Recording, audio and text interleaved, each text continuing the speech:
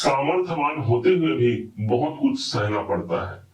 पिछले 4 महीने से जब से राहु एक ऐसे पोजीशन पर आए हैं, शायद राहु के अंदर भी एक ऐसा ही समय विद्यमान था, क्योंकि एक तरफ तो ये शनि के कुंभ राशि पर प्रवेश किए, तो दूसरे तरफ ये ठीक आपके चतुर्थ भाव पर आकर के एक सुखद साम्राज्य की स्थापना करने जा रहे थे, परंतु ये अभी तक मृत अवस्था पर थे। मृत अवस्था पर होने के कारण कलयुग के इस राजा को भी हमने बेबस और लाचार होते हुए देखा। फलस्वरूप हम भी इस कंडीशन में एक बेबसता हमारे अंदर मौजूद थी। क्या और कैसे स्थिति आएगी समझिएगा, शुरू से ही शुरू करते हैं ताकि आपको सब कुछ समझ में आए। 18 मई सन 2025 का वो दिन था, रात के ठीक 7:35 का समय, जिस दिन वृश्चिक राशि के चतुर्थ भाव पर राहु का आगमन होता है। इसे राहु का साम्राज्य माना जाता था, परंतु अभी तक यही राहुदेव मृत अवस्था में थे। ज्योतिष के अनुसार जब कोई ग्रह अपने 24 डिग्री से 30 डिग्री तक होता है, उसे मृत अवस्था कंसीडर किया जाता है। उस हिसाब से जैसे ही 2 सितंबर का डेट आता है, यही राहु अपने 23वें डिग्री पर प्रवेश कर जाते हैं, और अब इनका जो पॉजिटिव प्रभाव है, जो साम्राज्य वाला प्रभाव है, वो हमको लंबे समय तक अर्थात पूरे के पूरे 5 दिसंबर सन 2026 तक प्रभावी रहेगा। अब कोई बाउंड्री वॉल नहीं है, अब हम खुले मैदान पर खेल सकते हैं जो हमको खेलना है। ऐसी परिस्थिति इस समय पर कायम होगी। सभी ग्रहों को हम हवा या हवा के झोंके से जोड़ते हैं, लेकिन राहु एक ऐसा ग्रह है जो न हवा है, न हवा का झोंका है, बल्कि ये राहु तूफान है। अब ये तूफान हमारे जीवन को कहां तक उड़ाकर ले जाएगा, इस बात को बड़े ध्यान से समझिएगा। राहु चतुर्थ भाव पर मौजूद है। अब यहां से इनके पास 3 दृष्टियां हैं। दृष्टियों के अनुसार ये प्रथम तो अष्टम भाव को अपनी दृष्टि दे रहे हैं, फिर दसम भाव को अपनी दृष्टि देंगे, और 9वीं दृष्टि से द्वादश भाव को अपनी दृष्टि प्रदान करेंगे। चतुर्थ भाव पर राहु का होना अर्थात 18 साल बाद वृश्चिक राशि के चतुर्थ भाव पर इनका गोचर हुआ है, जो कि पूरे 18 महीने के लिए 4 महीने तो व्यतीत हो ही गए।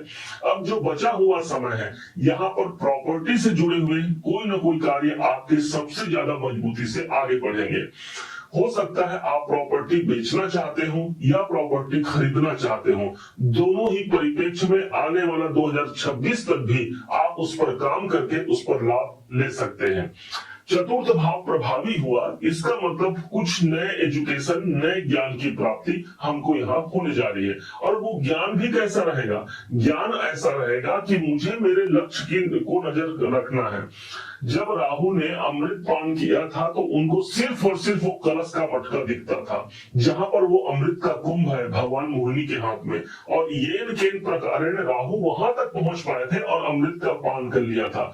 ठीक इसी प्रकार चतुर्थ मेरे सुख समृद्धि के स्थान पर होकर के मुझको वो रास्ता दिखाएंगे कि मैं कैसे वहां तक पहुंच पाता हूं जहां तक मुझे पहुंचना है। अब इनके पास जो दृष्टियां हैं उसके हिसाब से अष्टम भाव को इनकी दृष्टि मिली। 8वां घर है रुकावट और बाधा, परेशानी, डिप्रेशन, तनाव, इन सबको हम 8वें घर से देखते हैं। राहु कहता है मेरे पैरों में जंजीर अब नहीं है, अर्थात मैं उन जंजीरों को तोड़ करके मैं आगे बढ़ूंगा। और ठीक ऐसी स्थिति वृश्चिक राशि के जीवन में रहेगी। जो रुकावट है, उन रुकावटों से बाहर निकलते हुए एक नए आयाम को प्राप्त करते हैं। चूंकि अष्टम भाव एक ऐसा स्थान है जो बदलाव को रिप्रेजेंट करता है, मतलब वो बदलाव की स्थिति हमको राहु के द्वारा मिलेगा।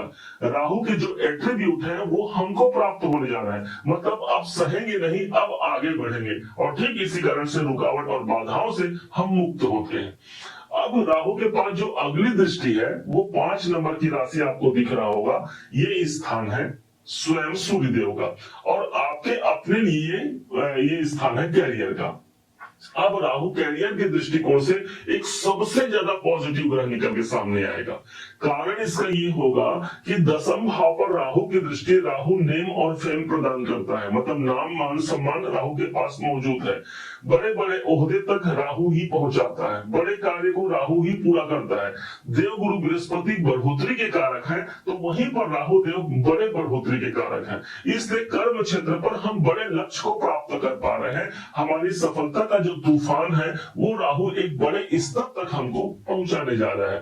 अब जो लोग राजनीति से जुड़े हुए हैं, राजनीतिक फील्ड से जुड़े हुए हैं, उन सब के लिए ये राहु एक पॉजिटिव काम करेगा। राजनीति में तब तक कोई व्यक्ति सफल नहीं हो पाता जब तक उसको राहु का सपोर्ट न मिल पाए, और यही राहु हमारे कैरियर भाव पर कैरियर की विशालता को प्रदान कर रहा है।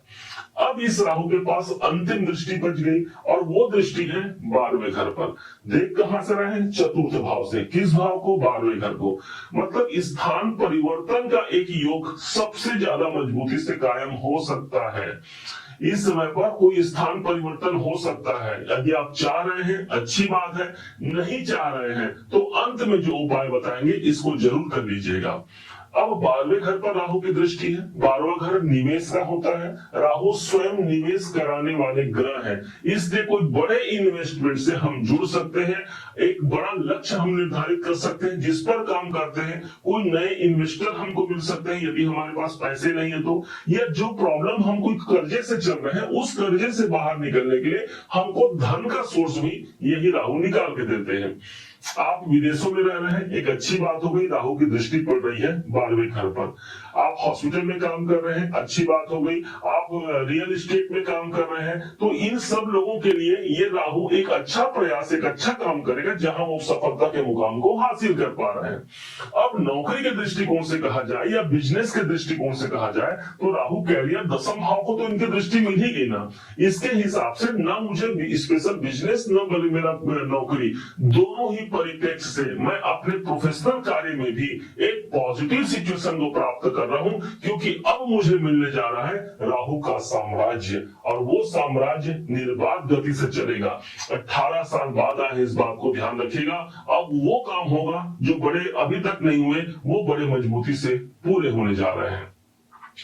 कहा गया है हर सिक्के के दो पहलू होते हैं, उस हिसाब से इसके भी कुछ दूसरे पहलू होंगे। समझिएगा, राहु भय और भ्रम देने वाला है, इसलिए हमको भयभीत भी करना राहु का काम है, हमको बार बार भ्रमित करना भी राहु का काम है।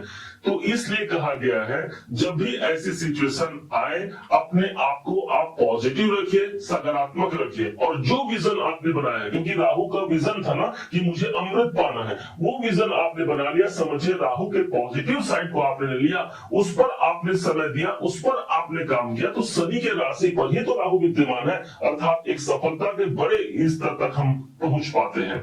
देवाधिदेव भगवान महादेव पर जल अर्पण करने से राहु के जो नकारात्मक दोष हैं वो नहीं मिलते। भगवान शिव की आराधना करनी चाहिए।